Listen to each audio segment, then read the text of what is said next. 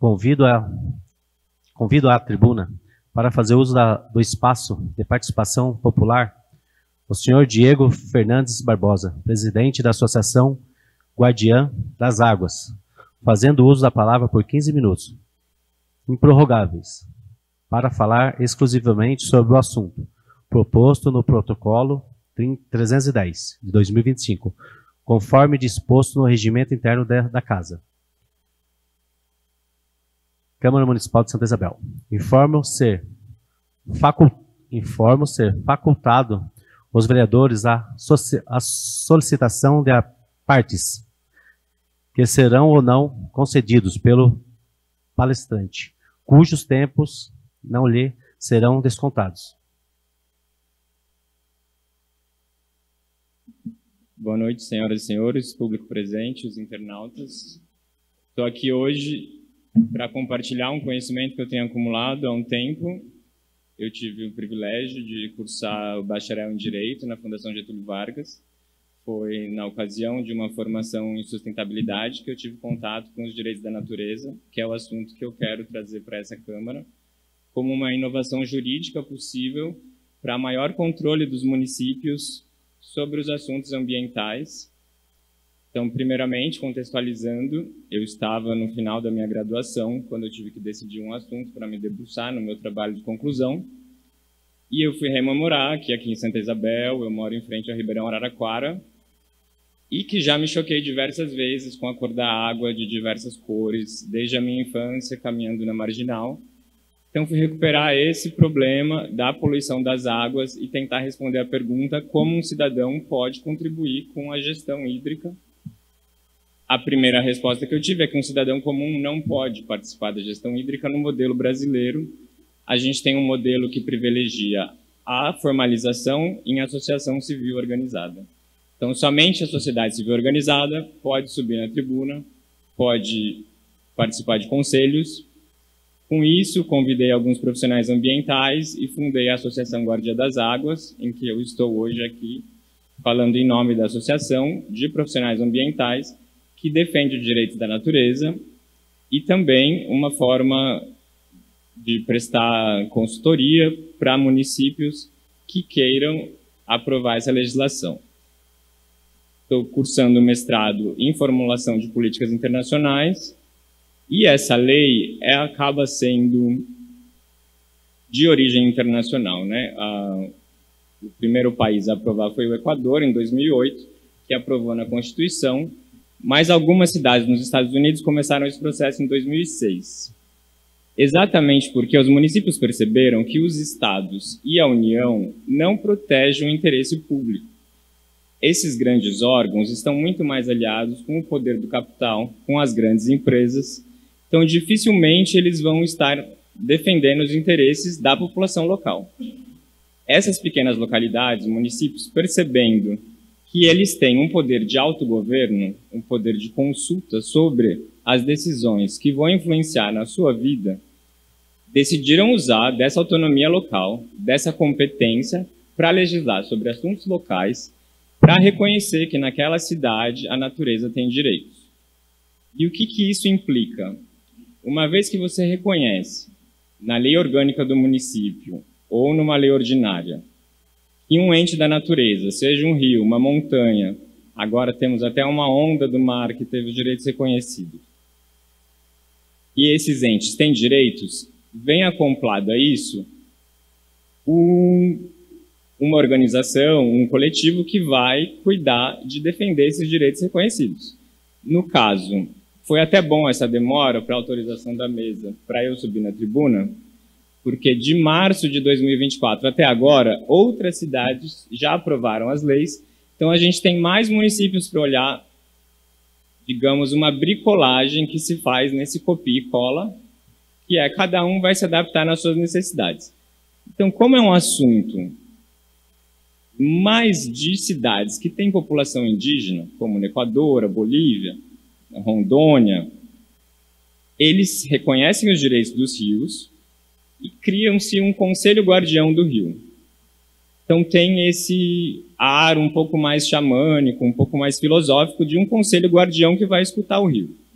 Mais recentemente, esse ano, a cidade de Goiânia, a primeira capital que reconheceu um rio como sujeito de direitos, ao invés de criar um conselho guardião do rio, criou um observatório da qualidade das águas.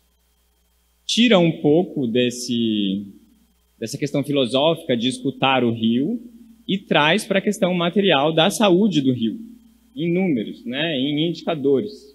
E que é exatamente o ponto que eu queria trazer aqui para os senhoras e senhores, que é a qualidade do Ribeirão Araraquara, que é um rio que abastece metade da água da cidade.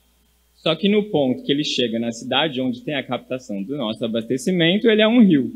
Ele cruza a cidade e aqui no final, nessa ponte para Igaratá, faz 2 anos que a CETESB tem monitorado a qualidade da água e nós temos a pior qualidade da água de toda a bacia do Paraíba do Sul.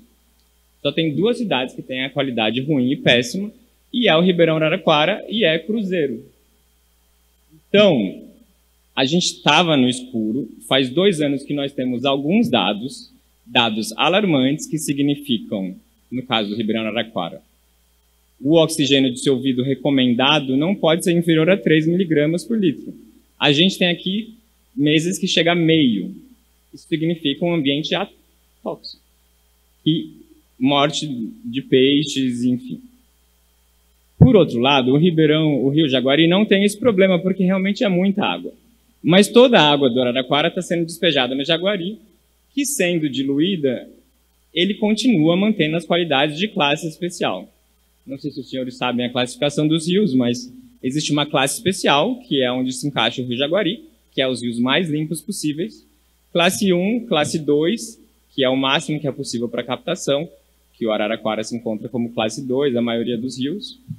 O problema é que esse decreto é de 1980 e não foi atualizado. Então, a maioria dos rios são classe 2, mesmo tendo condições de classe 4, como é o caso do Araraquara, que é quando não se tem mais indicadores. Assim, os indicadores são tão baixos, as condições são tão depreciadas que você não tem nenhum nível para... Classe 4 é meio declarar que o rio morreu.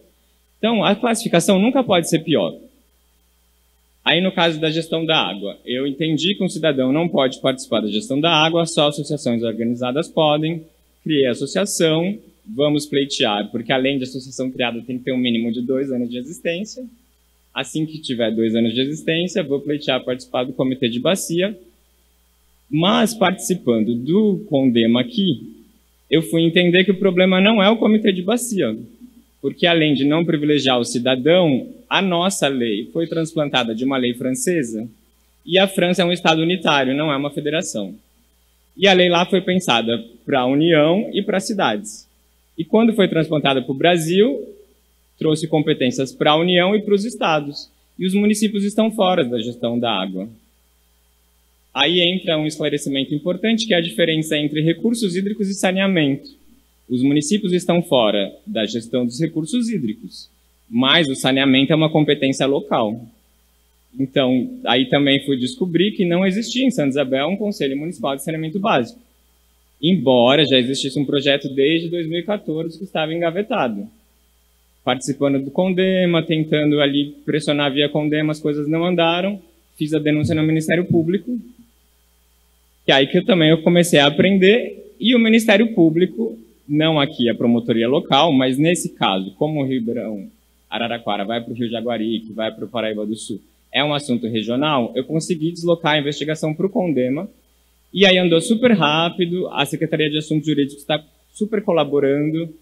Em questão de 4 meses, nós temos o conselho formado, parece que no próximo dia 4 vai ser a primeira reunião para formar esse órgão gestor que vai criar o fundo, e que é o mais importante, porque a lei autoriza que a cidade receba 4% de tudo que paga para a Sabesp de volta. Só que tem que ter um fundo, senão o dinheiro não vem. Criando-se esse fundo, temos um dinheiro para saneamento. Mas saneamento não é só água. Saneamento é água, esgoto, resíduos sólidos e drenagem. Então esse dinheiro vai ter muita competição. Temos também um outro dinheiro, que é o município foi alagado. Essa área que está da represa poderia estar sendo produtiva. Por isso existe essa compensação aos municípios, essa geração de energia elétrica, o município recebe também um pequeno dinheiro. Também tem o ICMS ecológico. Então, todos esses dinheiros estão indo para a prefeitura sem estarem carimbados. A prefeitura gasta como ela bem entende, quando isso poderia, através, né, de uma lei que criasse os direitos do Ribeirão do Araraquara e criasse esse Observatório dos Rios, esse órgão poderia monitorar a qualidade das águas, gerir esse dinheiro e, enfim, e também agora que vendo que vai ter essa comissão para investigar a Sabesp, além de cobrar um esgoto que ela não trata, ela está despejando o esgoto sem tratamento de forma concentrada. Então, talvez também pudesse entrar essa investigação, que, a meu ver, é o maior problema da cidade, porque nós temos a promessa da Sabesp desde 2015. Quando você vai olhar os dados, a cidade está com 6% de tratamento. A média da região é 80%. Então, assim, por que não está tratando? Por que está despejando? Ainda mais agora com a Sabesp privatizada. Não é interesse deles perder dinheiro, né? Cidades que requerem mais investimento do que vão prover. A gente precisa de um órgão que fiscalize as condições das águas, não só pelo rio, que merece sim os direitos dos rios, da natureza, mas é uma questão de saúde pública. Porque eu fui pegar nesse assunto que eu me sinto, quando caiu a ficha, que eu sou de uma cidade que não tem saneamento básico. E as cidades que não têm saneamento básico, as crianças estudam menos, porque elas pegam doenças e elas faltam mais na escola. Além disso, as crianças também são menores. Cidades que não têm saneamento básico, as crianças são 3 centímetros menores do que as cidades que têm. Então, são vários pequenos direitos que vão sendo somados e que não tem explicação para a gente continuar nessa cegueira de dados. Então, o meu pedido aqui hoje é para conquistar, enfim, angariar pelo menos um de vocês que queiram conversar comigo sobre propor esse projeto de lei para convencer os demais. Estou aqui aberto a tomar café, a esclarecer melhor, a fazer uma audiência pública, a dar uma palestra, para ver qual seria, né, porque estudando política pública também não existe um copia e cola. Eles chamam isso da circulação de políticas. As cidades se inspiram uma nas outras e elas fazem essa bricolagem à sua necessidade. Então, qual é a necessidade de Santa Isabel, que eu penso que veste como uma luva nos direitos da natureza, porque a cidade já está amarrada, 82% já é área de proteção de mananciais. Então, aprovar uma lei dessa aqui dificilmente vai ter uma resistência, porque não temos grandes empresas para ser contra. E o que facilita? Uma vez que a cidade reconhece os direitos dos rios, isso torna a sociedade, o Ministério Público, com mais poderes para agir. Então, no caso de Minas Gerais, a cidade que reconheceu o Pico do Itambé como sujeito de direitos, isso foi usado na hora do licenciamento para negar a licença de uma mineradora. Então, também existem desdobramentos. Ou a outra cidade no Pernambuco, de Bonito, criou os direitos da natureza e automaticamente, na sequência, já aprovou um plano de agroecologia. Então, vai estimular, né, reconhecer a natureza como sujeito de direitos, vai trazer mais justificativas para projetos ambientais, como a coleta seletiva, como a limpeza das águas, o tratamento. Isso significa o que na prática? Que o Ministério Público vai poder processar quem realmente poluiu o rio com um argumento e reivindicar uma indenização que vai para esses fundos. Então, é uma inovação jurídica, a gente está falando de novos direitos, o direito não é uma questão estática, direito é o que uma sociedade decide naquele ambiente.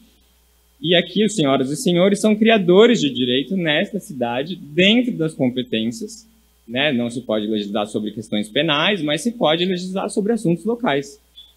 Então, o meu pedido é que vocês todos, ou ao menos um, né, que quiser colaborar com a associação para formular esse projeto de lei e propor aos demais. Nós temos já na lei orgânica o dia do Ribeirão Araraquara, que é o dia 23 de novembro. Então, temos questões para fazer. O que a gente não pode fazer é se acostumar que o rio vai ter uma qualidade cada vez pior e sem a gente estar monitorando. Então, é uma questão de sair do escuro, ter mais dados, ter por onde cobrar. E, a partir disso, né, não vai garantir, ela pode ser uma lei simbólica ou ela pode ser uma lei efetiva, mas pensar num futuro que é qual rio queremos para essa cidade. Então, a gente não pode ficar sem um projeto.